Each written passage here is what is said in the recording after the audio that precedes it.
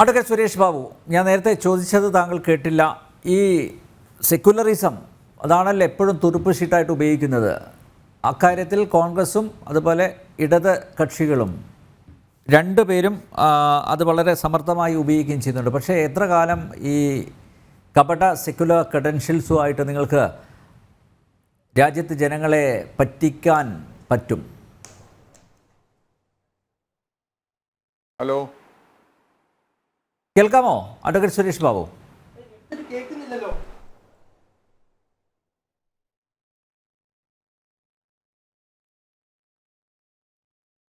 എൻ്റെ ചോദ്യം കേട്ടോ താങ്കൾ? യെസ്, ഉണ്ണികൃഷ്ണ മാസ്റ്റർ, ഇവിടെ ഈ ഹമാസ് അനുകൂല റാലിയിൽ പങ്കെടുക്കാൻ രണ്ടാമതൊന്ന് ചിന്തിക്കേണ്ടി വന്നിട്ടില്ല അല്ലേ? പിന്നെ ഞാൻ നേരത്തെ ചൂണ്ടിക്കാണിച്ചതുപോലെ ഇഫ്താർ വിരുന്നുകൾ സംഘടിപ്പിക്കാറുണ്ട്. അതിൽ പിന്നെ പങ്കെടുത്തു കഴിഞ്ഞാൽ ഇനി നമ്മുടെ മതേതരത്വം ഒലിച്ചു പോകുമോ എന്ന കാര്യത്തിലൊന്നും ആശങ്കയില്ല. അപ്പോൾ അതൊക്കെ മുറക്ക് നടക്കുന്നുണ്ട്, ഭംഗിയായിട്ട് നടക്കുന്നുണ്ട് ഉണ്ണികൃഷ്ണ മാസ്റ്റർ. പക്ഷേ ഈ രാജ്യം ലോകം കാത്തു നിൽക്കുന്ന ഒരു ചടങ്ങ്, ആ ചടങ്ങിൽ പങ്കെടുക്കാൻ ഇതാ ഇപ്പോഴും കൂടിയാലോചനകൾ നടന്നുകൊണ്ടേയിരിക്കുന്നു. അവിടെ ഈ സെക്യുലറിസം, കപട സെക്യുലറിസം അത് ബോധ്യപ്പെട്ട് കഴിഞ്ഞു. ഈ സെക്യുലറിസം കാർഡ് ഉപയോഗിച്ച് ഇവർക്ക് പിടിച്ചു നിൽക്കാൻ പറ്റുമോ?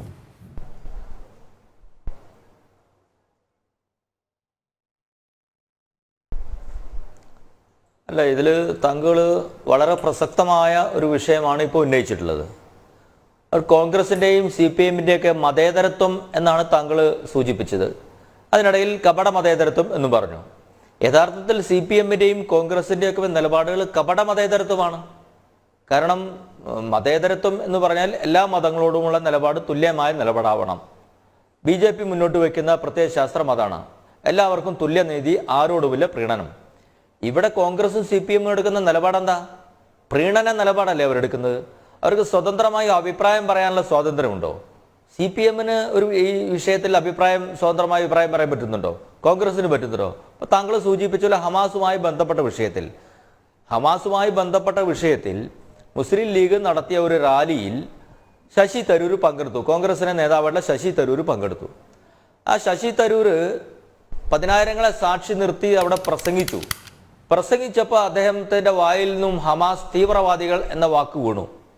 ഹമാസ് തീവ്രവാദികൾ എന്ന വാക്ക് അദ്ദേഹം ഉപയോഗിച്ചതിന് ശേഷം, അദ്ദേഹത്തിൻ്റെ പ്രസംഗം കഴിഞ്ഞ ശേഷം മുസ്ലിം ലീഗ് 2 നേതാക്കന്മാരത് തിരുത്തി. അദ്ദേഹം പറഞ്ഞു ശരിയല്ല, ഹമാസ് തീവ്രവാദികളല്ല എന്ന് കോൺഗ്രസിൻ്റെ ദേശീയ നേതാവായിട്ടുള്ള MP ആയിട്ടുള്ള കോൺഗ്രസിൻ്റെ നേതാവിനെ അതേ വേദിയിൽ വെച്ച് തിരുത്തും മുസ്ലിം ലീഗ്. ഇതേ മുസ്ലിം ലീഗിനെയാണ് പണ്ട് നെഹ്റു ചത്തകുതിരയെന്ന് വിശേഷിപ്പിച്ചത്. ചത്തകുതിരയെന്ന് വിശേഷിപ്പിച്ച മുസ്ലിം ലീഗിനെ, ആ മുസ്ലിം ലീഗിന് ജീവൻ വെപ്പിച്ച് കൊടുത്തതിന് ശേഷം ഇന്ന് ചത്തകുതിരയായി മാറിയ കോൺഗ്രസിന് നേർക്ക് കുതിര കയറിക്കൊണ്ട് കോൺഗ്രസിന്റെ ഒരു നേതാവ് വലിയ റാലിയിൽ വെച്ച് ഹമാസ് തീവ്രവാദികൾ എന്ന് പറഞ്ഞ സമയത്ത് അതേ കോൺഗ്രസിന്റെ പുതുതലമുറയിലെ ആൾക്കാരാണ് ശശി തരൂർ പറഞ്ഞത് ശരിയല്ല, ഹമാസ് തീവ്രവാദികളല്ല എന്ന് പറഞ്ഞപ്പോൾ തലയും താത്തി ദേശീയ പ്രസ്ഥാനത്തിന്റെ നേതാവിന്, നെഹ്റു ചത്തകുതിരയെന്ന് വിശേഷിപ്പിച്ച മുസ്ലിം ലീഗിന്റെ പരിപാടിയിൽ പങ്കെടുത്ത നേതാവിന് തലയും താത്തിയിരിക്കേണ്ടി വന്നു. എന്തുകൊണ്ടാണ് നിലപാട് പറയാൻ പറ്റാത്തത്? അതുകൊണ്ടാണ് സൂചിപ്പിച്ചത് കോൺഗ്രസിനെ മുസ്ലിം ലീഗ് വിഴുങ്ങിക്കഴിഞ്ഞു. ഇനി CPM-ന്റെ കാര്യം, ശൈലജ ടീച്ചർ പറഞ്ഞല്ലോ ഹമാസ് തീവ്രവാദികളാണ് എന്ന് പറഞ്ഞ സമയത്ത് ആ ശൈലജ ടീച്ചറെ തിരുത്താൻ തയ്യാറായി. ശൈലജ ടീച്ചർ പറഞ്ഞത് തെറ്റാണ് എന്ന് പറയാൻ തയ്യാറായി, അത് ശരിയല്ല എന്ന് പറഞ്ഞ് തിരുത്തി. അതുപോലെ തന്നെ അനിൽകുമാർ ഒരു വിഷയമായി തട്ടവുമായി ബന്ധപ്പെട്ട വിഷയത്തിൽ ഒരു പുരോഗമനത്തിന്റെ വിഷയം പറഞ്ഞപ്പോൾ അത് പറയാൻ അനിൽകുമാറിന് സാധിച്ചിട്ടില്ല. അപ്പോഴേക്കും ജലീലും ആരിഫും അടക്കമുള്ള CPM-ലെ മുസ്ലിം നേതാക്കന്മാർ തിരുത്താൻ തയ്യാറായി തുടങ്ങി. അപ്പൊ ഇന്ന് CPM-നെയും കോൺഗ്രസിനെയും നിയന്ത്രിക്കുന്നത് മുസ്ലിം തീവ്രവാദ നിലപാടുള്ളവരാണ്, അല്ലെങ്കിൽ മുസ്ലിം ലീഗാണ് നിയന്ത്രിച്ചു കൊണ്ടിരിക്കുന്നത്. അപ്പൊ അവരെ സംബന്ധിച്ചോളം അവരിന്ന് മുന്നോട്ട് വയ്ക്കുന്ന മതേതരത്വം എന്ന് പറയുന്ന പോയിന്റ് ഒരു മതേതരത്വമല്ല, കപട മതേതരത്വമാണ്. ഏതെങ്കിലും ഒരു വിഭാഗത്തിന്, അല്ലെങ്കിൽ അവർ തുല്യമായൊരു നിലപാടെടുക്കണം. ഇപ്പൊ ഹമാസുമായി ബന്ധപ്പെട്ട പലസ്തീനുമായി ബന്ധപ്പെട്ട റാലി നടത്തിയ സമയത്ത് അവർക്കതിൽ താങ്കൾ സൂചിപ്പിച്ചതിൽ പങ്കെടുക്കാൻ യാതൊരു മടിയുണ്ടായില്ലോ. നേരെ പോയി പങ്കെടുക്കുന്നു, കോൺഗ്രസ് പോയി പങ്കെടുക്കുന്നു, CPM പോയി പങ്കെടുക്കുന്നു. അതിൽ രണ്ടാമതൊന്നും ആലോചിക്കേണ്ടി വന്നിട്ടില്ല അതുമായി ബന്ധപ്പെട്ട വിഷയത്തിൽ. അപ്പൊ അതേ കാര്യത്തിൽ രാമജന്മവുമായി ബന്ധപ്പെട്ട വിഷയത്തിൽ അത് BJP-യുടെ പരിപാടിയൊന്നും അല്ലാതെ, BJP-യുടെ പരിപാടിയാണെങ്കിൽ നമുക്ക് പറയാം BJP നടത്തുന്ന പരിപാടിയാണെങ്കിൽ നിങ്ങൾക്ക് പങ്കെടുക്കാതിരിക്കാം. അതെ. ഇവിടെ BJP അല്ല.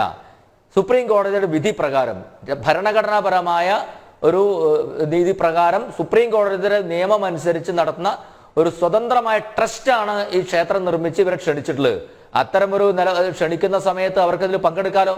അപ്പൊ അതിൽ പങ്കെടുത്തവർ നമുക്ക് പറയാം നിങ്ങളുടെ നിലപാട് മതേതരത്വ നിലപാടാണ്, അല്ലെങ്കിൽ ഒരു ബാലൻസിങ് നിലപാടാണ്. ഇവിടെ അങ്ങനെയല്ല സംഭവിക്കുന്നത്. ഇവിടെ ഹിന്ദു അല്ലെങ്കിൽ രാജ്യത്തിന്റെ ദേശീയ അസ്മിതയെ ഉയർത്തിപ്പിടിക്കുന്ന, സാംസ്കാരിക മൂല്യത്തെ ഉയർത്തിപ്പിടിക്കുന്ന, അടിമത്തത്തിന്റെ പാപഭാരത്തിന്റെ കറ കളയാൻ വേണ്ടി നിലപാടെടുക്കുന്ന സുപ്രീം കോടതിയുടെ വിധി പ്രകാരമുള്ള ഒരു സ്വതന്ത്രമായ ട്രസ്റ്റ് നിർമ്മിക്കുന്ന രാമക്ഷേത്രത്തിന്റെ പ്രാണപ്രതിഷ്ഠാ ചടങ്ങിൽ എന്തുകൊണ്ടാണ് കോൺഗ്രസിന്റെ നേതാക്കൾ പങ്കെടുക്കാത്തത്? എന്തുകൊണ്ടാണ് CPM നേതാക്കൾ പങ്കെടുക്കാത്തത്? എന്നാൽ നേരത്തെ താങ്കൾ സൂചിപ്പിച്ച ഇഫ്താർ വിരുന്നിൽ പങ്കെടുക്കാൻ അവർക്ക് മടിയില്ല. പള്ളികളിൽ പരിപാടി ക്ഷണിച്ചാൽ പങ്കെടുക്കാൻ മടിയില്ല. സമസ്ത വിളിച്ച പരിപാടിയിൽ പങ്കെടുക്കാൻ മടിയില്ല. അതുകൊണ്ടാണ് ഞങ്ങൾ കോൺഗ്രസ്, അതുകൊണ്ട് തന്നെയാണ് ഈ രണ്ട് പ്രസ്ഥാനങ്ങളും ഉപ്പുവെച്ച കലമ്പോയായത്. എന്തായിരുന്നു ആഫ്റ്റർ നെഹ്റു നമ്പൂതിരിപ്പാട് എന്ന മുദ്രാവാക്യമല്ലേ CPM വിളിച്ചിരുന്നത്? നെഹ്റുവിന് ശേഷം നമ്പൂതിരിപ്പാട് രാജ്യത്തിന്റെ പ്രധാനമന്ത്രിയാവും. ബംഗാളിൽ 35 വർഷം ഭരിച്ചു, ഈ നിലപാടുകൊണ്ട് വട്ടപൂജ്യമായി. ത്രിപുരയിൽ 25 വർഷം ഭരിച്ചു, ഈ നിലപാടുകൊണ്ട് വട്ടപൂജ്യമായി. രാജസ്ഥാനിൽ 2 സീറ്റ് ഉണ്ടായിരുന്നു, വട്ടപൂജ്യമായി. തെലങ്കാനയിൽ സീറ്റ് ഉണ്ടായിരുന്നു CPM, വട്ടപൂജ്യമായി. ഇന്ന് കേരളത്തിൽ മാത്രം ഒരു മുസ്ലിം ഈ തീവ്രവാദ നിലപാടുള്ളവരുടെ വോട്ട് കൊണ്ട് മാത്രം പിടിച്ചു നിൽക്കുന്ന ഒരു പ്രസ്ഥാനമായി CPM മാറി. കോൺഗ്രസും ഇതുപോലെയല്ലേ ഉണ്ടായത്. രാജ്യത്തെ ഭൂരിപക്ഷം സംസ്ഥാനങ്ങളും ഭരിച്ചിരുന്ന 456-ലധികം സീറ്റുകൾ നേടിയിട്ട് രാജ്യത്ത് 6 പതിറ്റാണ്ട് കാലം ഭരിച്ചിരുന്ന കോൺഗ്രസും ഇന്ന് കേരളത്തിൽ മാത്രം ഒതുങ്ങുന്ന ഒരു പ്രസ്ഥാനമായിട്ട് മാറുന്ന സാഹചര്യം ഉണ്ടായി. അപ്പോൾ ഇവരുടെ നിലപാടുകൾ, ഇവരുടെ കപട മതേതര നിലപാടുകൾ, തീവ്രവാദ സംഘടനകൾക്ക് കീഴടങ്ങുന്ന നിലപാടുകൾ, വർഗീയ സംഘടനകൾക്ക് കീഴടങ്ങുന്ന നിലപാടുകളാണ് ഈ പ്രസ്ഥാനത്തെ ഇതിൽ കൊണ്ടുവന്ന് എത്തിച്ചിട്ടുള്ളത്. അതുകൊണ്ട് ഈ പ്രസ്ഥാനങ്ങൾ, 2 പ്രസ്ഥാനങ്ങളും ഇതൊരു മുങ്ങുന്ന കപ്പലായി മാറുന്ന സാഹചര്യമുണ്ട്. ജനങ്ങളുടെ ഇടയിൽ ഒറ്റപ്പെട്ടു നിൽക്കുന്നു. ജനങ്ങളുടെ ജനാധിപത്യം എന്ന് പറയുന്ന സംവിധാനത്തിൽ 2 കൂട്ടർക്കും അസ്തമിക്കുന്ന സാഹചര്യമാണ് ഉണ്ടായിക്കൊണ്ടിരിക്കുന്നത്. അതുകൊണ്ട് നിലപാട് ഇല്ലാത്ത പ്രസ്ഥാനങ്ങൾ എന്ന രീതിയിലാണ് ജനങ്ങൾ ഇവയെ കാണുന്നത്. അതുകൊണ്ടാണ് ഈ പരിപാടിയിലും അവർ പങ്കെടുക്കാതിരിക്കുന്നത്. അവർക്ക് നേരത്തെ സുരേഷ് ബാബു സാർ സൂചിപ്പിച്ചതുപോലെ തന്നെ ഇവർക്ക് നിലപാടില്ല, അസ്തിത്വമില്ല. എന്തു പറയണമെന്നറിയാത്ത ഒരു ചില തീവ്രവാദ അല്ലെങ്കിൽ ചില വർഗീയ സംഘടനകളും രാഷ്ട്രീയ പ്രസ്ഥാനങ്ങളും ഇവരെ കഴുത്തുവരെ പിടിച്ച് അമർത്തിയിരിക്കുന്ന ഒരു സാഹചര്യം ഉണ്ടായിരിക്കുന്നു എന്നുള്ളത്. അവിടെയാണ് പണ്ട് നെഹ്റു ഒക്കെ സൂചിപ്പിച്ച മതേതര കോൺഗ്രസ് ഇന്ന് എവിടെ എത്തി നിൽക്കുന്നു, മതേതര CPM എവിടെ എത്തി നിൽക്കുന്ന ചോദ്യം ജനങ്ങളുടെ മുന്നിലുള്ളത്. യെസ് വക്കീലെ, ഞാൻ നേരത്തെ ഈ മതേതരത്വത്തെക്കുറിച്ചാണ് ചോദിച്ചത് താങ്കളോട്. ചില സാങ്കേതിക പ്രശ്നങ്ങൾ കാരണം താങ്കളിലേക്ക് എൻ്റെ ചോദ്യം എത്തിയില്ല. വക്കീലെ, ഇവിടെ ഈ ഹമാസ് അനുകൂല റാലി, ആ റാലിയിൽ പങ്കെടുക്കാൻ കൂടുതൽ ചിന്തിക്കേണ്ടി വരുന്നില്ല. നമ്മുടെ ഇഫ്താർ വിരുന്നുകളിൽ പങ്കെടുക്കാൻ കൂടുതൽ ആലോചിക്കേണ്ടി വരുന്നില്ല. ഇവിടെ BJP അല്ല ക്ഷണിച്ചിരിക്കുന്നത് ഈ പരിപാടിയിലേക്ക്. അത് ഈ സുപ്രീം കോടതിയുടെ നിർദ്ദേശപ്രകാരം രൂപീകരിച്ച ഒരു സ്വതന്ത്ര ട്രസ്റ്റാണ് ഈ ചടങ്ങിലേക്ക് വ്യക്തികളെയും അതുപോലെ രാഷ്ട്രീയ പാർട്ടികളുടെ നേതാക്കന്മാരെയും ഈ ചടങ്ങിലേക്ക് ക്ഷണിച്ചത്. ഒരു ട്രസ്റ്റാണ്. അപ്പോൾ അതൊരു ഇൻഡിപെൻഡൻറ്റ് ബോഡിയാണ്. അപ്പോൾ അതിനെ ആ രീതിയിൽ കണ്ടാൽ പോരെ. മാത്രമല്ല, മതേതരത്വം പറയുന്നവർ ഇപ്പോൾ ഈ ഹമാസ് അനുകൂല റാലിയിൽ പങ്കെടുക്കുന്നവർക്ക് എന്തുകൊണ്ട് ഈ രാമക്ഷേത്രത്തിലെ പ്രതിഷ്ഠാ പൂജാ ചടങ്ങിൽ പങ്കെടുത്തുകൂടാ? ഇപ്പം മതേതരത്വം ആകുമ്പോൾ എല്ലാ മതങ്ങളുടെയും പരിപാടികളിൽ പങ്കെടുത്താൽ പോരെ. ചില മതങ്ങളുടെ പരിപാടികളിൽ മാത്രം പങ്കെടുക്കുന്നു. അത് പ്രത്യക്ഷത്തിൽ തന്നെ നമുക്ക് മനസ്സിലാക്കാനും സാധിക്കുന്നുണ്ട്. നമ്മുടെ മുന്നിൽ ഒരുപാട് ഉദാഹരണങ്ങളുമുണ്ട്. അപ്പോൾ അങ്ങനെ വരുമ്പോൾ ഈ നിങ്ങളെപ്പോഴും ഉപയോഗിക്കുന്ന ഈ ആയുധം, എസ്പെഷ്യലി ഇടതുപക്ഷം CPM, വിശിഷ്യ CPM ഉപയോഗിക്കുന്ന ഈ മതേതരത്വം എന്ന ആയുധം, ഈ സെക്യുലറിസം എന്ന ആയുധം, അത് വെറും കപടമാണ് എന്ന് കൂടുതൽ കൂടുതൽ തെളിഞ്ഞു വരികയല്ലേ?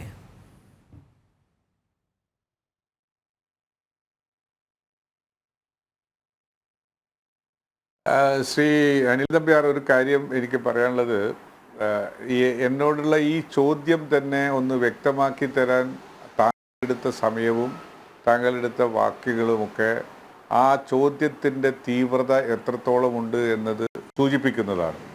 അതുകൊണ്ട് അതിൻ്റെ ഉത്തരം ഒരു ചെറിയ സമയം കൊണ്ടൊന്നും പറഞ്ഞു നിർക്കാൻ കഴിയുന്ന ഉത്തരമല്ല. എന്താണ് മതേതരത്വം?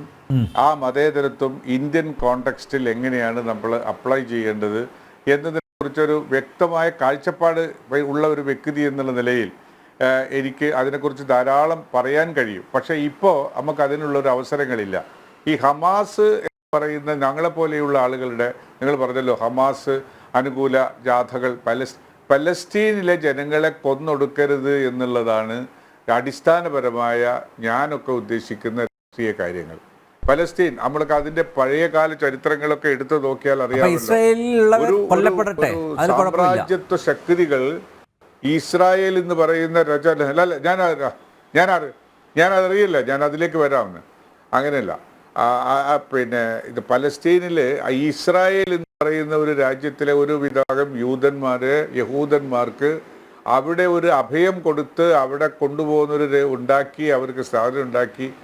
ആ ഒരു സ്ഥലത്ത് നേരത്തെ അധിവസിച്ചു വന്നിരുന്ന ജനങ്ങളെ സംക്രമിച്ച് ഇല്ലാതാക്കി അവരെ ഇപ്പോൾ ഒരു ക്യാപ്സ്യൂള് പോലെയുള്ള ഒരു സ്ഥലത്തേക്ക് പരിമിതപ്പെടുത്തുന്ന ഒരു സാഹചര്യം വരുമ്പോൾ അതൊരു മനുഷ്യക്കുരുതിയുടെ ഭാഗമായി തന്നെ ആവുന്നത് കൊണ്ട് അതിനോടുള്ള മനുഷ്യ സമൂഹത്തിന്റെ ഒരു പ്രതീകം എന്നുള്ള നിലയിലാണ് അതിനെ ലോകത്തിന്റെ പല ഭാഗങ്ങളിലും ഇത്തരത്തിലുള്ള അധിനിവേശങ്ങൾ നടക്കുന്നുണ്ട്, മനുഷ്യാവകാശ ലംഘനങ്ങൾ നടക്കുന്നുണ്ട്. അതിന് ഇരയാക്കപ്പെട്ടവരോട് എന്തുകൊണ്ട് ഇതേപോലെ നിങ്ങൾ ഐക്യദാർഢ്യം പ്രഖ്യാപിക്കുന്നില്ല? അത്രയേ ഉള്ളൂ. എൻ്റെ ചോദ്യം വളരെ സിമ്പിളാണ്.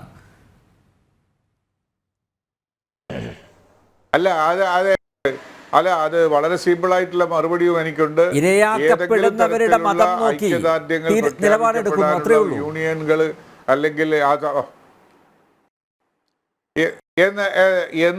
എന്ന് ജനത്തിന് വേണ്ടി പറയാം. അതിലത്തെ അഭിപ്രായ വ്യത്യാസം ഞാൻ കാണിക്കുന്നില്ല.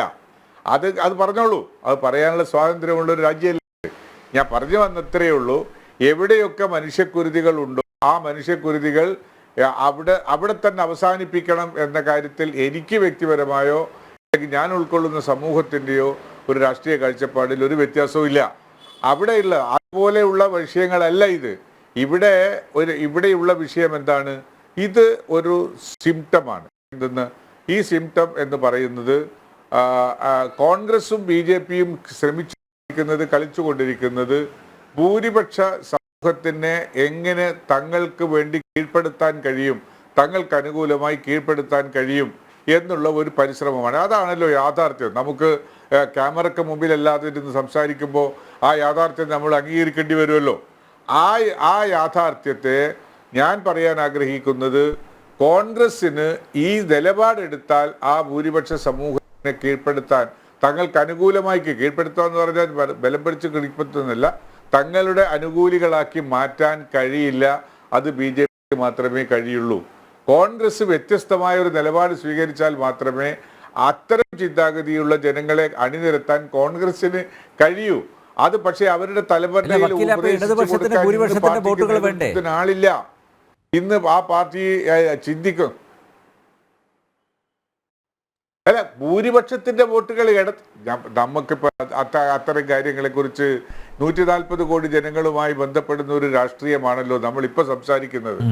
ആ ഒരു രാഷ്ട്രീയത്തിൽ താങ്കൾ തന്നെ സൂചിപ്പിച്ച പശ്ചാത്തലത്തിൽ എവിടെയൊക്കെ പരിമിതപ്പെട്ട് പോയിട്ടുണ്ട് ഈ കാര്യങ്ങൾ എന്നുള്ളതൊക്കെ നമുക്കറിയാമല്ലോ. അതുകൊണ്ട് അത് ഒരു ഫാക്ടറായി നിങ്ങൾ ചിന്തിക്കല്ല. കേരളത്തിന്റെ മണ്ണിൽ നിന്നുകൊണ്ട് മാത്രമായി ഇതിനെ നോക്കിക്കാണാൻ ശ്രമിക്കല്ല. കേരളത്തിന്റെ മണ്ണിൽ മാത്രമല്ല ഇതിനുള്ളത്. അതുകൊണ്ടാണല്ലോ ഈ ഇന്ത്യ മുന്നണിക്കകത്തുള്ള കക്ഷികൾ പോലും ഈ കാര്യത്തിൽ ഈ ട്രസ്റ്റിന്റെ ക്ഷണം സ്വീകരിച്ച് പങ്കെടുക്കാൻ ശ്രമിക്കുന്നത്, ചിലർ പോരുന്നില്ല എന്ന് പറയുന്നത്. ആ വ്യത്യസ്ത കാഴ്ചപ്പാട് എന്താന്ന് പറയുന്നത് ഓരോ പാർട്ടിയുടെ ആശയപരമായ കമ്മിറ്റ്മെൻ്റാണ്. ആ കമ്മിറ്റ്മെൻറ്റിനോട് യോജിക്കുന്നത് എങ്ങനെ വേണം എന്നുള്ളത് കാര്യത്തിലാണ് ഇപ്പോൾ തർക്കം നടക്കുന്നത്. കോൺഗ്രസ് പാർട്ടിക്ക് ഈ നിലപാടെടുത്താൽ ഗുണം കിട്ടുകയില്ല എന്നുള്ളതാണ് എനിക്ക് കോൺഗ്രസ് പാർട്ടിയോട് പറയാനുള്ളത്. ഈ നിലപാട് ഞാൻ പണ്ടും കോൺഗ്രസ് പാർട്ടിക്ക് അകത്തുള്ളപ്പോഴും വ്യക്തമായൊരു നിലപാടെടുത്തതാണ്. കോൺഗ്രസ് ശീലിച്ചു വന്ന രാഷ്ട്രീയം സെക്കുലറിസമാണ്. ആ സെക്കുലറിസത്തിന് വോട്ട് കിട്ടിയാലും കിട്ടിയില്ലെങ്കിലും സെക്കുലറിസം എന്ന പൊളിറ്റിക്കൽ ഐഡിയോളജി ഒരു തരത്തിലും ടാർണിഷ് ചെയ്യപ്പെടുന്നത് കാണാൻ പാടില്ല. അത് പ്രോ മുസ്ലിം ആവാൻ പാടില്ല, ആൻറ്റി ഹിന്ദുവുമാകാൻ പാടില്ല. Secular in the credential of സെക്കുലറിസത്തിൻ്റെ ക്രെഡൻഷ്യലോടുകൂടി നിൽക്കണം എന്ന ഒരു ധാരണയോടുകൂടി പാർട്ടി തീരുമാനമെടുക്കാൻ ശ്രമിച്ചാൽ അത് പാർട്ടിക്ക് ഗുണകരമായിരിക്കും. അല്ലാതെ ഒരു പ്രോ മെജോറിറ്റി കമ്മ്യൂണിറ്റിയുടെ ഭാഗത്തേക്ക് ചെരിയാൻ ശ്രമിച്ചാൽ അതിന് കൂടെ നിൽക്കുന്ന BJP ഉള്ളിടത്തോളം കാലം കോൺഗ്രസിന് അതിൽ വിജയിച്ചു വരാൻ കഴിയില്ല. എന്ന നഗ്നമായ രാഷ്ട്രീയ യാഥാർത്ഥ്യം ഉൾക്കൊള്ളാൻ കോൺഗ്രസ് പാർട്ടിക്ക് കഴിയുന്നില്ല എന്നതിൻ്റെ ദുരന്തമാണ് കോൺഗ്രസ് പാർട്ടി അനുഭവിക്കാൻ പോകുന്നത്. ശ്രീമതി നുസ്രത്ത് ജഹാൻ യോജിക്കുന്നുണ്ടോ അതിനോട്? ഇല്ല, അതിൽ യോജിക്കാൻ കഴിയില്ല. കാരണം എന്താ വെച്ചാല് മതേതരത്വം പറയുമ്പോ എല്ലാവർക്കും മതേതരത്വം വേണം. അതന്നെ നമ്മളും ആശിക്കുന്നത്. പക്ഷെ കേരളത്തിലെത്തുമ്പോ മതേതരത്വത്തിന് രണ്ട് സ്വഭാവമാണുള്ളത്. ഹിന്ദുവിനോട് ഒരു പ്രത്യേക സ്വഭാവവും മുസ്ലിങ്ങളോടും. അത് മെജോറിറ്റി ഉണ്ടായിട്ടാണോ എന്ന് അറിയില്ല, അല്ലെങ്കിൽ വരുന്ന പണത്തിന്റെ ശക്തി കൊണ്ടാണോ എന്ന് അറിയില്ല, അല്ലെങ്കിൽ ആരെങ്കിലും പേടിച്ചിട്ടാണോ എന്ന് അറിയില്ല. അവിടെ എത്തുമ്പോ മാത്രമല്ല മതേതരത്വത്തിന്റെ അർത്ഥം ഇവര് ശരിക്കും പറഞ്ഞു തരണം ജനങ്ങൾക്ക്. ഇത് ശരിക്കും പറ്റിക്കലാണ്. ശരിക്കും പറ്റിച്ചിട്ട് ജനങ്ങളെ വോട്ട് വാങ്ങുക ചെയ്യുന്ന ഞങ്ങൾ എതിരായിരുന്നു കോൺഗ്രസ് പറയാ. അവര് തന്നെ അത് പൊളിക്കാനുള്ള സഹായവും പ്രിയങ്ക ഗാന്ധി വരെ പറഞ്ഞു രാജീവ് ഗാന്ധിന്റെ സ്വപ്നമായിരുന്നു രാമക്ഷേത്രം അല്ലെ. ഇപ്പൊ സോണിയാഗാന്ധി അത് പിന്നെ തയ്യാറെടുത്തിരിക്കുന്നു പോവാൻ വേണ്ടിയിട്ട്. അപ്പൊ നോർത്ത് ഇന്ത്യയിൽ അവർക്ക് അത് സാധിക്കില്ല. അപ്പൊ നോർത്ത് ഇന്ത്യയിൽ സാധിക്കാത്ത വരുന്നത് അവിടെ എത്തുമ്പോ KPCCക്ക് ഒരു വേറെ നിലപാട് എന്ന് പറയുന്നത് മുസ്ലിങ്ങളോടുള്ള സ്നേഹം. എന്ത് മുസ്ലിം സ്നേഹമാണ് ഇവർ കാണിക്കുന്നത് എന്നുള്ളതാണ് മനസ്സിലാവാത്തത്. അവിടെയാണ് ഇവർ പറഞ്ഞു കൊടുത്ത ഇവരെ ഒരു അജണ്ട, ഒരു സ്ട്രാറ്റജി. പിന്നെ സ്വാതന്ത്ര്യം തൊട്ടിട്ട് പോകുന്നത് ഞങ്ങൾ മുസ്ലിങ്ങൾക്കൊപ്പമാണെന്ന് പിന്നെ പറയണ ഒരു ഗാന്ധിജി പറഞ്ഞതിന്റെ സ്ട്രാറ്റജി നിലനിർത്തിക്കൊണ്ട് പോരുക. കാരണം ഇന്ത്യ വിഭജിച്ചപ്പോൾ മുസ്ലിങ്ങളെ പറ്റിക്കണ ഒരു സ്വഭാവമായിരുന്നു. അതേപോലെ തന്നെ ഇപ്പോഴും പള്ളി പൊളിക്കാൻ അവര് സൈലന്റ് ആയിട്ട് അവര് കൂടെ നിന്നു ആ പൊളിക്കണ സമയത്ത്. പിന്നെ ഈ കേസ് നേടിക്കൊണ്ട് വരുമ്പോ പിന്നെ ഇത് ഒരു രാഷ്ട്രത്തിന്റെ കൾച്ചറിന്റെ പ്രശ്നമാണെന്നുള്ളതാണ് ഞങ്ങളൊക്കെ നോക്കി കാണുന്ന കാര്യം. ഇതിൽ ഹിന്ദു മുസ്ലിം എന്നൊന്നും എടുക്കേണ്ട കാര്യമില്ല. ഞാൻ പറഞ്ഞ പോലെ ഇസ്ലാമിന്റെ ശക്തമായ കേന്ദ്രം മക്കയും മദീനയാണ്. അവിടത്തേക്ക് നോക്കിയാൽ മതി ഞങ്ങൾക്ക്. അല്ലാതെ ഇവിടെ രാമൻ ജനിച്ചതോ സീത ജനിച്ചതോ ശ്രീകൃഷ്ണന്റെ ഭൂമിയൊന്നും മുസ്ലിങ്ങളുടെ വിഷയമല്ല. നമ്മൾ എന്തായാലും 100% നമ്മൾ അംഗീകരിച്ചു കൊടുക്കേണ്ടിയിരിക്കുന്നു. ഭാരതം സ്വീകരിച്ച അബ്രഹാമിക് റിലീജിയന്റെ ഭാഗമാണ് ഞങ്ങളെല്ലാം. ഈ ഭാരതം മാത്രമേ ഇത്രയധികം മതങ്ങളെ സ്വീകരിച്ചിട്ടുള്ളൂ. കാരണം ഭാരതത്തിന് ഒരു രാഷ്ട്രീയം ഉണ്ടായിരുന്നില്ല അന്ന് റിലീജിയനെ വെച്ചിട്ട്. റിലീജിയൻ എന്ന് പറയുന്നത് ആരെ സ്വീകരിക്കാൻ മനുഷ്യരാണെന്നുള്ളതാണ് ഹിന്ദു സനാതന ധർമ്മം പറയുന്നത്. സനാതന ധർമ്മത്തിന്റെ പിന്നെ അതിന്റെ ഏറ്റവും വലിയ കാരണമായിട്ട് നമ്മൾ കാണേണ്ട ഈ മതങ്ങളെല്ലാം സ്വീകരിച്ച ഭാരതത്തിന്, അവിടെ വന്ന് ഭാരതത്തിന് സ്വീകരിച്ച ഭാരതത്തിൽ വന്നിട്ട് ബാബറും പിന്നെ ആരായാലും ഉണ്ടാക്കിയ പള്ളികളും ക്ഷേത്രങ്ങൾ പൊളിക്കാന്നുള്ളായിരുന്നു അവരെ. അത് പറഞ്ഞാൽ ഇപ്പൊ BJP പറയുമ്പോൾ നമ്മൾ വിചാരിക്കും BJP മുസ്ലിങ്ങളെ കുറ്റം പറയാ. ഇല്ല, മുസ്ലിങ്ങളെ ഒരിക്കലും BJP കുറ്റം പറയുന്നില്ല. അന്ന് വന്ന മുഗൾ രാജാക്കന്മാര് ഗ്രേറ്റ് എന്ന് പറഞ്ഞ് നമ്മളിപ്പോ പാഠപുസ്തകങ്ങളിൽ പഠിക്കുന്നത് ഇപ്പൊ അവരെ പറ്റിയ. അപ്പൊ ഇവര് വന്നിട്ട് ഇവിടെ ഉണ്ടായിരുന്ന കൾച്ചറിനെ അടിച്ചു തമർത്താൻ പിന്നെ ഇവിടുത്തെ യൂണിവേഴ്സിറ്റി, നളന്ദ യൂണിവേഴ്സിറ്റി, അതുപോലെയുള്ള എല്ലാ ക്ഷേത്രങ്ങളിലും 5000-ത്തിലധികം വർഷങ്ങൾ പഴക്കമുള്ള ക്ഷേത്രങ്ങളിലാണ് ഉണ്ടായിരുന്നത് അവര് വരുമ്പോ. ഇതിലും വലിയ സംഗതികൾ ഇവിടെ ഇല്ലേ? കൈലാസ് ടെമ്പിളും മറ്റേതും മറിച്ചൊക്കെ ഉണ്ടല്ലോ. ഈ ഒരു സ്ഥലത്ത് ഇവരുടെ ആധിപത്യം സൃഷ്ടിച്ചത് ഇന്ന് അത് ആരായിരുന്നു ആലോചിക്കേണ്ടത്? ബ്രിട്ടീഷുകാർ വന്ന് അവർക്ക് വേണ്ടത് ചെയ്തു. അത് കഴിഞ്ഞു പോകുമ്പോ സ്വതന്ത്ര ഭാരതത്തിൽ നമുക്ക് നെഹ്റുവും ഗാന്ധിജിയും തരേണ്ട ഒരു സംസ്കാരത്തിന് ഇപ്പൊ തിരിച്ച് അന്ന് അവർക്ക് തോന്നാതെ, അന്ന് അവർക്ക് ഇവിടെ രാജ്യം ഭരിക്കുക, പ്രധാനമന്ത്രിയാവാന്നുള്ള ചിന്തയുണ്ട്. ഇതെല്ലാം മറന്നുപോയി. ഇന്നിപ്പോ എല്ലാം കഴിഞ്ഞ് BJPന്റെ ആശയം രാഷ്ട്രം, RSSന്റെ ആശ്രയം ഭാരതം എന്ന രാഷ്ട്രത്തിനെ സ്നേഹിക്കാൻ, രാഷ്ട്രമാണ് മുഖ്യം, എന്നിട്ടാണ് ബാക്കിയുള്ള എല്ലാ കാര്യങ്ങളെന്ന് പറഞ്ഞ് വന്നപ്പോഴാണ് കോൺഗ്രസ് തോറ്റുപോയത്. ആ തോറ്റുപോയതിനെ അവര് കറക്റ്റ് ചെയ്യാൻ വേണ്ടിയിട്ടാണ് എന്ത് ചെയ്യണത്? മുസ്ലിം ഹിന്ദു എന്നുള്ള ഒരു വിഭജനം, അല്ലെങ്കിൽ ക്രിസ്ത്യൻ മുസ്ലിം എന്നുള്ള വിഭജനം. അങ്ങനെയാണെങ്കിൽ ഈ ഭാരതത്തില് എന്താ പറയാ, ഈ ഭാരതത്തിൽ ഞങ്ങളാരും ഉണ്ടാവൂലല്ലോ, ഇങ്ങനെയുള്ള മതങ്ങളെ ഉണ്ടാവൂല. അതാണ് സംഭവിച്ചിരിക്കുന്നത്. അപ്പൊ അവരെ സ്ട്രാറ്റജീനെ ഫോം ചെയ്യാണ് ചെയ്തത്. അപ്പൊ എന്തായാലും നരേന്ദ്രമോദിയെ പോലെ ഒരു പ്രധാനമന്ത്രി ഇന്ത്യന്റെ കൾച്ചർ ഇനി കോൺഗ്രസ് അല്ല മുസ്ലിം ലീഗ് അല്ല ആര് വിചാരിച്ചാലും അതിന് ഒരു കോട്ടം വരുത്താതെ ഇവിടുത്തെ സംസ്കാരം ഇവിടെ നിലനിർത്തുകയും ചെയ്യും. രാമക്ഷേത്രം ലോകത്തിന്റെ തന്നെ അഭിമാനമായി, ഇന്ത്യന്റെ ഏറ്റവും വലിയ കൾച്ചറായി നളന്ദ യൂണിവേഴ്സിറ്റിനൊക്കെ അറിഞ്ഞതുപോലെ തന്നെ രാമക്ഷേത്രം ലോകം അറിയുന്നുള്ളത്. അല്ല, 22-ന് അയോധ്യയിലേക്ക് പോകുന്നുണ്ടോ? ഇൻവിറ്റേഷൻ കിട്ടിയിട്ടുണ്ടോ ക്ഷേത്ര ട്രസ്റ്റിന്റെ? ഇൻവിറ്റേഷൻ ഉണ്ട്. 21-ന് അയോധ്യയില് ആ ഒരു ക്ഷേത്രത്തിന്റെ ഉദ്ഘാടന വേളയിൽ ഞാനും ഉണ്ടാവും. യെസ്, തിരിച്ചെത്താം ഇടവേളയ്ക്ക് ശേഷം.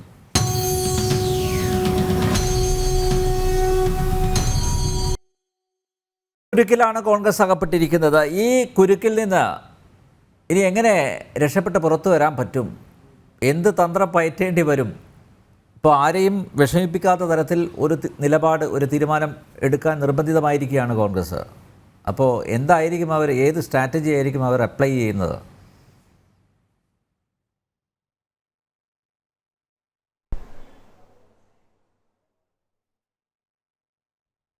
എന്നോടാണോ ചോദ്യം? അതെ അതെ, മാഷോടാ.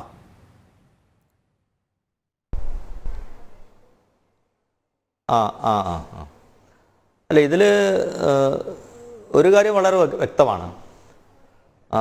ഇതിൽ രാഷ്ട്രീയമില്ല എന്ന് ഞാൻ ആദ്യമേ സൂചിപ്പിച്ചു കഴിഞ്ഞു. ഭാരതീയ ജനതാ പാർട്ടിയെ സംബന്ധിച്ചിടത്തോളം ഈ വിഷയം ഒരു രാജ്യത്തിൻ്റെ അല്ലെങ്കിൽ രാജ്യത്തിൻ്റെ അസ്മിതയുമായി ബന്ധപ്പെട്ട, അടിമത്വമായി ബന്ധപ്പെട്ട ഒരു വിഷയവുമായി ബന്ധപ്പെട്ടാണ് ഇതുണ്ടായിട്ടുള്ളത്. ഇതിന് തുടക്കം കുറിച്ച് BJPയോ ജനസംഘമോ ഒന്നുമല്ല, അത് കോൺഗ്രസിൻ്റെ കാലഘട്ടത്തിലാണ് തുടങ്ങിയതെന്ന് നമുക്ക് എല്ലാവർക്കും അറിയാം. അപ്പം ഈ വിഷയത്തെ രാഷ്ട്രീയമായി ഒരു മുതലെടുപ്പിനോ രാഷ്ട്രീയമായി ഒരു നേട്ടമുണ്ടാക്കാനോ BJP പരിശ്രമിക്കുന്നില്ല. 2014 നരേന്ദ്രമോദി അധികാരത്തിൽ വന്നു, 5 വർഷം അദ്ദേഹം ഭരിച്ചു. 2019 വീണ്ടും തെരഞ്ഞെടുപ്പ് വന്നു, അദ്ദേഹം അധികാരത്തിലേറി. ആ സമയത്തൊന്നും രാമക്ഷേത്രവുമായി ബന്ധപ്പെട്ട വിഷയം ഒരു സജീവ ചർച്ചാ വിഷയം പോലും ആയിരുന്നില്ല. അതിനുശേഷം അടുത്ത 2 വർഷം മുമ്പാണ് ഈ കോടതി വിധി വന്നിട്ടുള്ളത്. ആ കോടതി വിധി വന്ന സമയത്തും അതുമായി ബന്ധപ്പെട്ട് ഒരു സമവായത്തിൻ്റെ അന്തരീക്ഷം ഉണ്ടാവുകയും ആ വിധിയെ രാജ്യത്തെ മുഴുവൻ ജനങ്ങളും ഏറ്റെടുക്കുന്ന സാഹചര്യം ഉണ്ടായി. നേരത്തെ നുസ്രത് ജഹാൻ അടക്കമുള്ള മുസ്ലിം സഹോദരിമാരടക്കമുള്ള നിഷ്പക്ഷരായിട്ടുള്ള ദേശസ്നേഹികളായിട്ടുള്ള മുസ്ലിം സഹോദരന്മാരടക്കമുള്ള ആൾക്കാർ ആ സുപ്രീം കോടതി വിധി അംഗീകരിച്ചുകൊണ്ട് അതിനോടൊപ്പം നിൽക്കാൻ തയ്യാറാവുന്ന സാഹചര്യം ഉണ്ടായി എന്നുള്ളതാണ്. അപ്പോൾ BJPയെ സംബന്ധിച്ചോളം ഇത് രാഷ്ട്രീയ വിഷയമായി മുന്നിൽ കണ്ടുകൊണ്ട് തെരഞ്ഞെടുപ്പ് അല്ലെങ്കിൽ ജയിക്കാൻ വേണ്ടിയുള്ള വിഷയമല്ല. അടിസ്ഥാനപരമായി നിരവധി കാര്യങ്ങൾ 2014 BJP അധികാരത്തിൽ വന്ന ശേഷം എന്തൊക്കെയാണോ ജനങ്ങൾക്ക് നൽകിയ വാഗ്ദാനങ്ങൾ, ആ വാഗ്ദാനങ്ങളെല്ലാം നിറവേറ്റുന്ന ഒരു സാഹചര്യമാണ് ഞങ്ങളുടെ മുന്നിലുള്ളത്. വെറുതെ ഒരു ഉറപ്പ് പറയുന്ന ഒരു പാർട്ടിയല്ല. എന്തെല്ലാമാണോ പ്രകടന പത്രികയിൽ പറഞ്ഞ് ജനങ്ങൾക്ക് ഉറപ്പ് നൽകിയിട്ടുള്ളത്, ആ ഉറപ്പുകളെല്ലാം പാലിക്കുന്ന രാഷ്ട്രീയ പാർട്ടിയാണ് അല്ലെങ്കിൽ ഭരണകൂടമാണ് BJP എന്നുള്ളത് ജനങ്ങൾക്ക് ബോധ്യമുണ്ട് എന്നുള്ളത്. അപ്പോൾ അതുകൊണ്ട് BJPയെ സംബന്ധിച്ചിടത്തോളം ഈ വിഷയം, രാമക്ഷേത്ര വിഷയം ഒരു തെരഞ്ഞെടുപ്പ് വിഷയമായിട്ടോ രാഷ്ട്രീയ വിഷയമായിട്ടോ മുന്നോട്ട് കൊണ്ടുപോകാൻ BJP ആഗ്രഹിക്കുന്നുമില്ല. തെരഞ്ഞെടുപ്പിൽ വിജയിക്കണമെങ്കിൽ അതിൻ്റെ ആവശ്യവുമില്ല. കഴിഞ്ഞ തെരഞ്ഞെടുപ്പിൽ നേരത്തെ 5 സംസ്ഥാനങ്ങൾ തെരഞ്ഞെടുപ്പ് വന്നു, മധ്യപ്രദേശ്, രാജസ്ഥാൻ, ഛത്തീസ്ഗഡ്. ഇവിടെയൊക്കെ തെരഞ്ഞെടുപ്പ് നടന്ന സമയത്ത് മാധ്യമങ്ങൾ തന്നെ വിലയിരുത്തിയത് അതിൻ്റെ വിജയത്തിൻ്റെ അടിസ്ഥാനം സാധാരണ ജനങ്ങൾക്ക് ഈ സർക്കാർ നൽകിയ ആനുകൂല്യങ്ങളാണ്. കർഷകർക്കും സാധാരണക്കാർക്കും സ്ത്രീകൾക്കുമാണ്. സ്ത്രീകളൊക്കെ വലിയ രീതിയിലാണ് എല്ലാ സംസ്ഥാനങ്ങളും വോട്ട് ചെയ്യാൻ പോയിട്ടുണ്ടായിരുന്നത്. അപ്പോൾ സ്ത്രീകളുടെ വോട്ടുകൾ, സാധാരണക്കാരുടെ വോട്ട്, ആദിവാസി ഭൂരിപക്ഷ പ്രദേശമായ ഛത്തീസ്ഗഡിൽ വിജയിക്കുന്നു. കോൺഗ്രസ് വിജയിക്കുമെന്ന് പ്രതീക്ഷിച്ച ഛത്തീസ്ഗഡിൽ പോയി. മധ്യപ്രദേശിൽ തുടർഭരണം ലഭിച്ചു. രാജസ്ഥാനിൽ ഭരണമാറ്റമുണ്ടായി. മിസോറാമിൽ വലിയ മുന്നേറ്റമുണ്ടായി. അതുപോലെ തന്നെ തെലങ്കാനയിൽ മുന്നേറ്റം. അപ്പം ഞാൻ സൂചിപ്പിച്ചത് BJPയെ സംബന്ധിച്ചുള്ള രാമക്ഷേത്രം എന്നുള്ള ഒരു രാഷ്ട്രീയ വിഷയമല്ല. അത് ഈ രാജ്യത്തിൻ്റെ അസ്മിതയുമായി ബന്ധപ്പെട്ട ഇതിൻ്റെ അടിമത്വമായി ബന്ധപ്പെട്ടൊരു വിഷയമാണ്. ആ വിഷയത്തിൽ സുപ്രീം കോടതി ഒരു നിലപാടെടുത്തു. ആ സുപ്രീം കോടതി നിലപാടിൻ്റെ പശ്ചാത്തലത്തിൽ അത് ഗവൺമെൻറ് ഒരു ട്രസ്റ്റ് ഉണ്ടാക്കാൻ പറഞ്ഞു. ആ ട്രസ്റ്റിൻ്റെ നേതൃത്വത്തിൽ ഈ കാര്യങ്ങൾ നടന്നു പോകുന്നു. കോൺഗ്രസിനെ സംബന്ധിച്ചോളം ഇത്തരത്തിൽ അങ്കലാപ്പിൻ്റെ ആവശ്യം എന്താ ഉള്ളത്? കോൺഗ്രസിനെ സംബന്ധിച്ചോളം ഇപ്പോൾ അവർ ആശയക്കുഴപ്പത്തിലാണ്, ഒരു നിലപാടെടുക്കാൻ കഴിയാത്ത സാഹചര്യമാണ്. എന്താ കാരണം? കോൺഗ്രസിനെ സംബന്ധിച്ചോളം ഞാൻ നേരത്തെ സൂചിപ്പിച്ചതുപോലെ ഉത്തരേന്ത്യയിൽ അവർക്ക് പച്ച പിടിക്കാൻ കഴിയുന്നില്ല. ഉത്തർപ്രദേശിൽ അവരുടെ ശക്തി കേന്ദ്രമായിരുന്നു. രാഹുൽ ഗാന്ധിക്ക് പോലും ഒന്ന് ജയിക്കണമെങ്കിൽ കേരളത്തിലെ വയനാട്ടിൽ മുസ്ലിം ലീഗിന്റെ തണലിൽ തെരഞ്ഞെടുപ്പിൽ നിൽക്കേണ്ട സാഹചര്യം ഉണ്ടാകുന്നു. ഉത്തരേന്ത്യ പോലെ സംസ്ഥാനങ്ങൾ, മധ്യപ്രദേശിലായാലും അതുപോലെ തന്നെ രാജസ്ഥാനിലായാലും, ആ സംസ്ഥാനങ്ങളിലൊന്നും കോൺഗ്രസിന് ഒരു MP പോലും സംഭാവന ചെയ്യാൻ കഴിയാത്തൊരു സാഹചര്യം നിലനിൽക്കുന്ന ഒരു അന്തരീക്ഷം സംജാതമാകുന്നു. അത്തരമൊരു സാഹചര്യത്തിൽ കോൺഗ്രസിനെ സംബന്ധിച്ചോളം എന്താണ് ചെയ്യേണ്ടതെന്ന് അറിയാത്ത അവസ്ഥയാണ്. രാഷ്ട്രീയമായി ഇതിനെ പിന്തുണച്ചാൽ അല്ലെങ്കിൽ ഈ പിന്തുണ അല്ലെങ്കിൽ രാമക്ഷേത്ര നിർമ്മാണത്തിൽ ഞങ്ങൾ പങ്കെടുക്കും എന്ന് പറഞ്ഞാൽ ഞാൻ നേരത്തെ സൂചിപ്പിച്ചതുപോലെ മുസ്ലിം വിഭാഗത്തിനിടയിൽ അവരോട് നീരസം ഉണ്ടാവുമോ, സമസ്ത കണ്ണൂരുട്ടുമോ, മുസ്ലിം ലീഗ് കണ്ണൂരുട്ടുമോ, ഈ ഭയം വല്ലാതെ കോൺഗ്രസിനെ വേട്ടയാടിക്കൊണ്ടിരിക്കുന്നുണ്ട്. അപ്പോൾ കോൺഗ്രസിനെ സംബന്ധിച്ചോളം ഒരു നിലപാടില്ലാത്ത പാർട്ടിയായി ഒരു കാലത്ത് പഴയ രാജ്യത്ത് പ്രതാപത്തോടുകൂടി നിലനിരുന്ന കോൺഗ്രസ് പാർട്ടി ഇന്ന് മെലിഞ്ഞൊട്ടിയെന്ന് ഉറക്കെ കരയാൻ പോലും കഴിയാത്ത രീതിയിൽ ദുർബലമായ കോൺഗ്രസ് പാർട്ടി ഒരു നിലപാടെടുക്കാൻ കഴിയാത്ത രീതിയിൽ ദുർബലമാവുന്നു. എനിക്ക് തോന്നുന്നില്ല അവർക്ക് കൃത്യമായൊരു നിലപാടെടുക്കുക. അവർ യഥാർത്ഥത്തിൽ എടുക്കേണ്ട നിലപാടെന്താ? ആദ്യ കാലഘട്ടം മുതൽ അവരെടുത്ത നിലപാടുകളുടെ പിന്തുടർച്ചയാണ് അവർ ചെയ്യുന്നതെങ്കിൽ അവർ വേണ്ടത് കോൺഗ്രസിലെ നേതാക്കന്മാരോട് പറയണം, നിങ്ങളെ സംബന്ധിച്ചോളം രാഷ്ട്രീയമായിട്ടൊരു തീരുമാനം ഞങ്ങൾ എടുക്കുന്നില്ല. നിങ്ങൾക്ക് രാമക്ഷേത്ര നിർമ്മാണ പരിപാടിയിൽ പങ്കെടുക്കാം, ശശി തരൂരിന് പങ്കെടുക്കാം, രാഹുൽ ഗാന്ധിക്ക് പങ്കെടുക്കാം, സോണിയാഗാന്ധിക്ക് പങ്കെടുക്കാം, ആർക്ക് വേണമെങ്കിലും രാഷ്ട്രത്തിന്റെ അഭിമാനം ഉയർത്തിപ്പിടിക്കുന്ന ആ പ്രാണപ്രതിഷ്ഠാ ചടങ്ങിൽ പങ്കെടുക്കാം എന്നൊരു നിലപാടാണ് കോൺഗ്രസ് പറയേണ്ടിയിരുന്നത്. പക്ഷെ ആ കോൺഗ്രസ് ആ നിലപാട് പറയാതിരിക്കാൻ എന്താ കാരണം? ഞാൻ നേരത്തെ സൂചിപ്പിച്ചതുപോലെ കോൺഗ്രസ് ഒരു മുങ്ങുന്ന കപ്പലായി ഈ രാജ്യത്ത് ഇനി എങ്ങനെയെങ്കിലും പച്ചപിടിക്കാൻ കഴിയുമോ എന്നുള്ള പ്രയാസം അനുഭവപ്പെടുന്ന ഒരു മെലിഞ്ഞൊട്ടിയ ഒരു സംഘടന എന്ന നിലയിൽ ഒരു നിലപാടെടുക്കാൻ കഴിയുന്നില്ല. ഇനി ഒരു നിലപാടെടുക്കാൻ കോൺഗ്രസ് കഴിയും എന്നും ഞാൻ വിശ്വസിക്കുന്നില്ല. നിലപാടെടുക്കണമെങ്കിൽ നട്ടലെ നേതൃത്വം ഉണ്ടാവണം. നട്ടലിലുള്ള നേതൃത്വം ഉണ്ടെങ്കിലേ നിലപാടെടുക്കാൻ കഴിയൂ. അങ്ങനെ നട്ടലിലുള്ള നേതൃത്വം ഇന്ന് കോൺഗ്രസിനുണ്ടോ? ആരാ കോൺഗ്രസിന്റെ നേതാവ്? ഖാർഗെ അധ്യക്ഷയാണ്. ഖാർഗെക്ക് ഒരു തീരുമാനമെടുക്കാൻ കഴിയുമോ? രാഹുൽ ഗാന്ധി ഒരു തീരുമാനമെടുക്കാൻ കഴിയുമോ? അപ്പൊ തീരുമാനമെടുക്കാൻ കഴിയാത്ത നട്ടലില്ലാത്ത ഒരു നേതൃത്വത്തിന്റെ കീഴിൽ തകർന്ന തരിപ്പണമായി കൊയ്ക്കുന്ന കോൺഗ്രസിന് ഈ ഒരു വിഷയത്തിൽ ഒരു നിലപാടെടുക്കാൻ കഴിയുമെന്ന് തോന്നുന്നില്ല. അങ്ങനെ നിലപാടെടുക്കാൻ കഴിയുമായിരുന്നുവെങ്കിൽ രണ്ടാമതൊന്നും ആലോചിക്കാതെ ഈ ക്ഷണം കിട്ടിയ ഉടനെ തന്നെ അവർക്ക് പറയാമായിരുന്നു ഞങ്ങൾ വരില്ല, അല്ലെങ്കിൽ വരും. ഇപ്പോഴും അങ്ങോട്ടും ഇങ്ങോട്ടും ചാഞ്ചാടി കളിക്കുന്ന ഒരു നിലപാടിനർത്ഥം ഈ പ്രസ്ഥാനത്തിന്റെ അടിസ്ഥാനപരമായി കോൺഗ്രസ് നാമാവശേഷമായി കഴിഞ്ഞു, നിലപാടില്ലാത്ത പ്രസ്ഥാനമായി കഴിഞ്ഞു. എന്തെങ്കിലും ഒരു തീരുമാനമെടുക്കുന്ന നിലപാടിലൂടെ കോൺഗ്രസ് മുന്നോട്ട് പോകുന്നത് ഞാൻ പ്രതീക്ഷിക്കുന്നില്ല. തീർച്ചയായും അവരെ സംബന്ധിച്ചോളം എടുക്കേണ്ട നിലപാട് ഈ രാഷ്ട്രത്തോടൊപ്പം നിൽക്കുന്ന സുപ്രീം കോടതി നിർദ്ദേശം അനുസരിച്ച് സ്വതന്ത്രമായ ഏജൻസി, സ്വതന്ത്രമായ ട്രസ്റ്റ് നിർമ്മിക്കുന്ന ക്ഷേത്രത്തിന്റെ നിർമ്മാണത്തിലും അതിന്റെ ചടങ്ങിന് പങ്കാളിയാകുകയാണ് യഥാർത്ഥത്തിൽ കോൺഗ്രസ് വേണ്ടത് എന്നുള്ള കാര്യമാണ് എനിക്ക് ഈ വിഷയത്തിൽ സൂചിപ്പിക്കാനുള്ളത്. അല്ലാതെ ഒരു അഴകുഴമ്പൻ നിലപാടെടുക്കാൻ കോൺഗ്രസ് ഒരു നിലപാടെടുക്കാൻ കഴിയുമെന്ന് ഞാൻ ചിന്തിക്കുന്നില്ല. നേരത്തെ സൂചിപ്പിച്ച പോലെ ശക്തമായ നേതൃത്വം അവർക്കില്ല എന്നുള്ളതും അവർ നേരിടുന്ന ഏറ്റവും വലിയൊരു വെല്ലുവിളിയാണ്. അഖിലെ, കോൺഗ്രസ് ഈ പ്രതിസന്ധി എങ്ങനെ പരിഹരിക്കും? എന്താണ് പോംവഴി?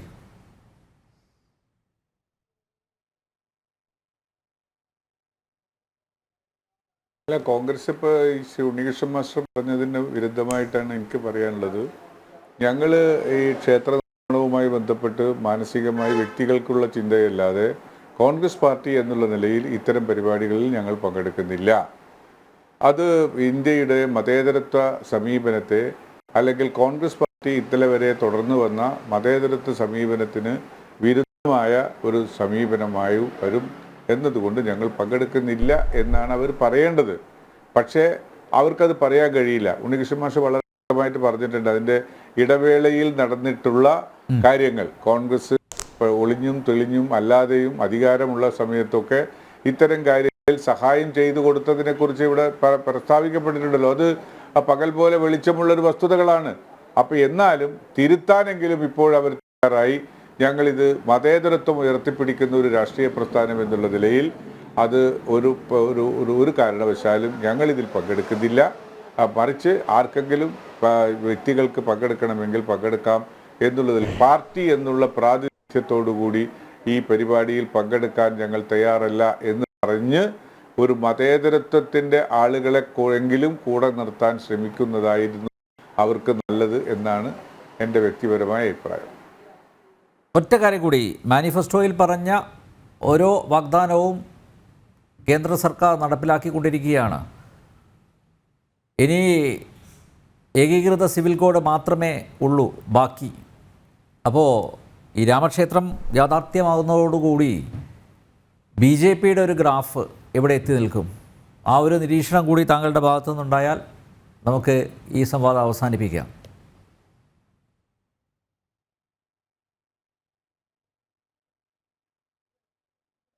അല്ല, അതിന് ഞാൻ പറഞ്ഞല്ലോ, BJP ഈ തരത്തിലുള്ള സമീപനത്തിലൂടെ പൂർണ്ണമായ ഒരു സെക്കുലറിസ്റ്റ് ഡെമോക്രാറ്റിക് പാർട്ടിയാണ് എന്ന് BJP ഉച്ചത്തിലൊന്നും പറയുന്നില്ല.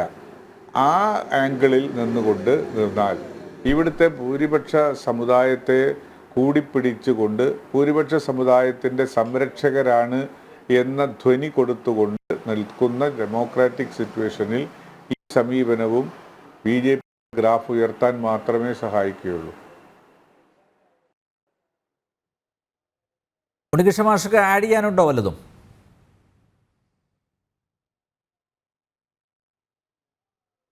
അല്ല, അതിൽ ഞങ്ങളെ സംബന്ധിച്ചോളം രാമക്ഷേത്ര നിർമ്മാണം ബി ജെ പിയുടെ ഒരു വിഷയം എന്നുള്ള നിലയ്ക്കല്ല. ഈ രാജ്യത്തെ ദേശീയ അല്ലെങ്കിൽ രാജ്യത്തെ വിശ്വാസികളുടെ അല്ലെങ്കിൽ വിശ്വാസികളുടെ വികാരങ്ങളെ വ്രണപ്പെടുത്തിയ ഒരു വൈദേശിക ആക്രമണത്തിന്റെ അടിമത്തത്തിന്റെ പ്രതീകമായിട്ടാണ് അത് നിലനിന്നിരുന്നത്. ആ അടിമത്തത്തിന്റെ പ്രതീകമായി നിലനിന്നിരുന്ന ആ ഒരു പ്രതീകത്തെ പുനരുജ്ജീവിപ്പിക്കാൻ വേണ്ടി നടത്തിയ പോരാട്ടങ്ങൾ, അതിനു വേണ്ടിയിട്ട് ബലിദാനങ്ങൾ, ആ ബലിദാനികളുടെയൊക്കെ സ്വപ്നങ്ങൾ സാക്ഷാത്കരിച്ചുകൊണ്ടാണ് ഒരു തുള്ളി രക്തം പോലും ചിന്താതെ സുപ്രീം കോടതിയുടെ നിർദ്ദേശമനുസരിച്ച് ട്രസ്റ്റി കാര്യങ്ങൾ ചെയ്തുകൊണ്ടിരിക്കുന്നത്. അതുകൊണ്ട് ഞങ്ങളെ സംബന്ധിച്ച് ഒരു അഭിമാന വിഷയമാണ്. ഇതൊരു രാഷ്ട്രീയ വിഷയമല്ല. ഞങ്ങളെ സംബന്ധിച്ചോളം ഇതിന് രാഷ്ട്രീയമായിട്ട് ഞങ്ങളെ ഗ്രാഫ് ഉയർന്നു എന്ന് നിങ്ങൾ പ്രതീക്ഷിക്കുന്നില്ല. ഞങ്ങളെ സംബന്ധിച്ചോളം ഈ രാജ്യത്തെ ജനതയുടെ വിശ്വാസികളുടെ അഭിമാനം ഉയർത്തിപ്പിടിക്കുന്ന ഒരു വിഷയമാണ്. പതിറ്റാണ്ടുകളായി BJP അതുപോലെ തന്നെ സംഘപരിവാർ പ്രസ്ഥാനങ്ങളൊക്കെ അയോധ്യ എന്ന് പറഞ്ഞാൽ രാമജന്മഭൂമിയാണെന്ന് എല്ലാവർക്കും അറിയാം. ആ രാമജന്മഭൂമിയിൽ തന്നെ ഈ ക്ഷേത്രം ഉയരുമ്പോൾ, അതിന് പ്രാണപ്രതിഷ്ഠ നടക്കുമ്പോൾ അത് ഈ രാജ്യത്തിന്റെ അഭിമാനമാണ്. അതുപോലെ ഈ വിശ്വാസികളുടെ അഭിമാനമാണ്. ഈ 140 കോടി ജനങ്ങളുടെയും അഭിമാനമാണ്. അതാണ് നേരത്തെ നുസ്രത് ജഹാനെ പോലുള്ള ആൾക്കാർ സൂചിപ്പിച്ചത്. ഒരു അമിക്കബിൾ സൊല്യൂഷൻ ഉണ്ടായിക്കൊണ്ട് സുപ്രീം കോടതിയുടെ നേതൃത്വത്തിൽ ഒരു ട്രസ്റ്റ് തന്നെ വളരെ യുദ്ധകാലാടിസ്ഥാനത്തിൽ ഈ ക്ഷേത്രം പണിതുയർത്തി അതിന്റെ പ്രാണപ്രതിഷ്ഠ നടക്കുമ്പോൾ അത് അഭിമാന മുഹൂർത്തമാണ്. ഈ രാജ്യത്തിന്റെ തന്നെ അഭിമാനം ഉയർത്തുന്ന ഒരു മുഹൂർത്തമാണ്. അതിൽ BJPക്ക് രാഷ്ട്രീയമായിട്ടുള്ള നേട്ടം കൊയ്യണമെന്നും ഞങ്ങൾക്ക് ആഗ്രഹമില്ല എന്നാണ് ഈ വിഷയത്തിൽ നിലപാട് സൂചിപ്പിക്കാനുള്ളത് എന്നാണ് പറയാനുള്ളത്. ഒറ്റ കാര്യം കൂടി, അയോധ്യയിൽ താമസിയാതെ മോസ്ക് കൂടി യാഥാർത്ഥ്യമാകും. അന്നും ഒരുപക്ഷെ അതുമായി ബന്ധപ്പെട്ടവരുടെ ക്ഷണം ഉണ്ടാകും. അന്നും സീതാറാം യെച്ചൂരി മാറി നിൽക്കുമോ?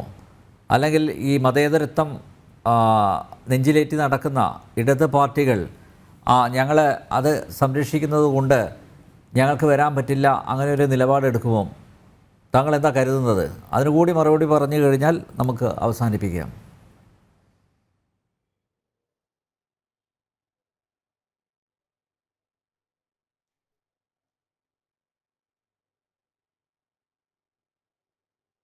കേൾക്കാമോ? അടുക്കൽ സുരേഷ് ബാബു എന്നോടാണോ? അതെ അതെ അതെ, താങ്കളോടാണ്. അല്ല, അതിൽ ഒറ്റ കാര്യം പറഞ്ഞോളൂ. അല്ല, താമസിയാതെ മോസ്കും യാഥാർത്ഥ്യമാകും അയോധ്യയിൽ. ക്വസ്റ്റ്യൻ ഞാൻ കേട്ടില്ല. അയോധ്യയിൽ താമസിയാതെ മോസ്കും യാഥാർത്ഥ്യമാകും. അന്നൊരു പക്ഷേ ബന്ധപ്പെട്ടവർ സീതാറാം യെച്ചൂരിയെയും മറ്റ് രാഷ്ട്രീയ പാർട്ടി നേതാക്കന്മാരെയൊക്കെ ക്ഷണിക്കും. അന്നും ഈ നിലപാട് തന്നെയാണോ എടുക്കുക? സെക്യുലറിസം ഉയർത്തിപ്പിടിച്ചുകൊണ്ട് മോസ്ക് അയോധ്യയിൽ മുസ്ലിം പള്ളി എന്താണെന്ന് മനസ്സിലാവുന്നില്ലേ? അയോധ്യയിൽ മോസ്ക് മുസ്ലിം പള്ളി താമസിയാതെ യാഥാർത്ഥ്യമാകും. അന്നും അതിന്റെ ഉദ്ഘാടനത്തിന് ക്ഷണിക്കുകയാണെങ്കിൽ ഈ നിലപാട് തന്നെയാണോ എടുക്കുക? ആണോ? അല്ല, ഞാൻ പറഞ്ഞല്ലോ എന്റെ നിലപാട് അതിലും പങ്കെടുക്കാൻ പാടില്ലെന്ന് തന്നെയാണ്.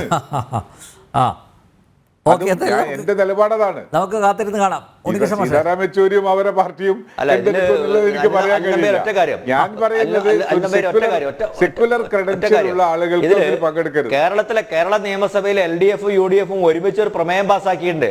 അവിടെ പള്ളി പണിയാണെന്ന് പറഞ്ഞാൽ ആ പള്ളി പണിയുന്ന സമയത്ത് അവരെന്ത് നിലപാടെടുക്കുമെന്ന് കാത്തിരുന്ന് കണ്ടതാണ്. രണ്ടു കൂട്ടർ ഒരുമിച്ച് പ്രമേയം പാസ്സാക്കിയതാണ് അവിടെ പള്ളി പണിയാണെന്ന്. അപ്പോൾ പള്ളി പണിയുമ്പോൾ എന്ത് നിലപാടെടുക്കുമെന്ന് നമുക്ക് കാത്തിരുന്ന് കാണേണ്ട രസകരമായ സംഭവമായിരിക്കും. യെസ്, അങ്ങോട്ടും ഇങ്ങോട്ടും ചാഞ്ചാടിക്കൊണ്ടിരിക്കുന്ന ഒരു സമീപനമാണ് ഇപ്പോൾ കോൺഗ്രസ് ഈ വിഷയത്തിൽ ഈ പരിപാടിയില് ഈ ക്ഷേത്രത്തിന് അനിൽ നമ്പ്യാർ